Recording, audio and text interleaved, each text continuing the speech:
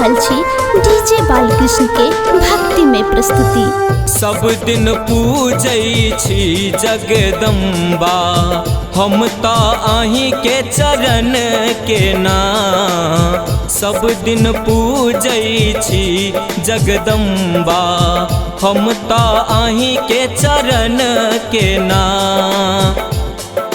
आही के चरण के ना हे मैया, आही के चरण के ना माँ। आही के चरण के ना हे मैया, आही के चरण के ना।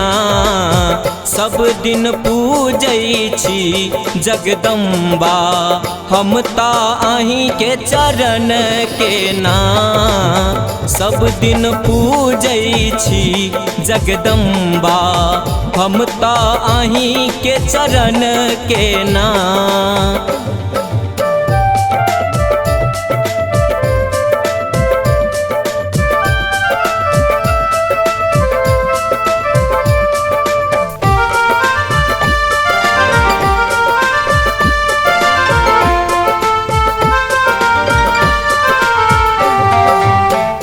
फेरियो नजरिया है मैया, दुखी आप सहलो ने जाइया।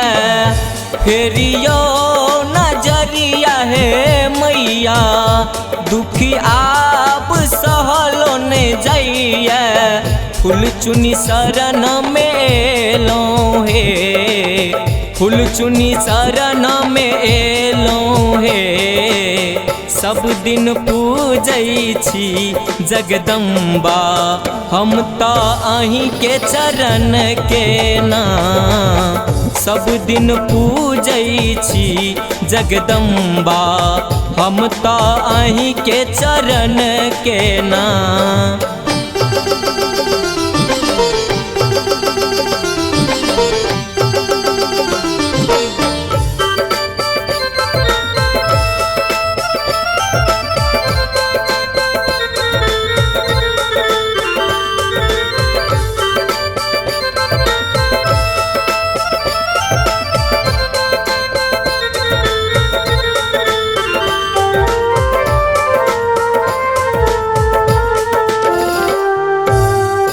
कहबै छी जग के माता, तोरू ने हमरा से नाता।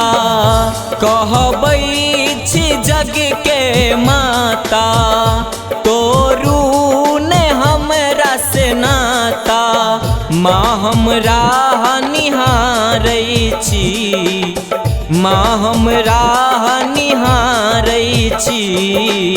सब दिन पूजै छी जगदम्बा, हम ता आही के चरण के ना।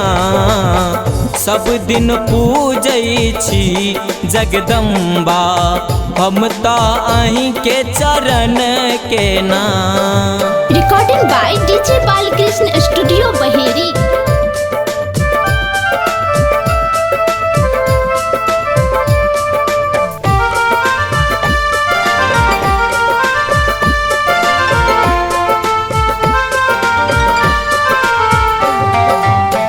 संतोष सबरिया मैया, गावे भजनिया हे।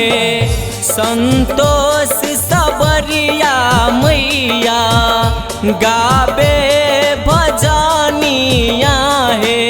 सुनियो बेटा के पुकार, करियो बेसी ने लाचार।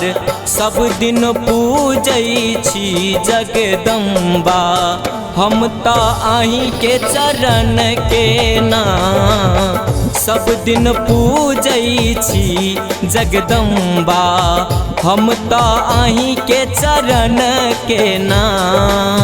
आही के चरण के ना हे मैया, आही के चरण के ना माँ।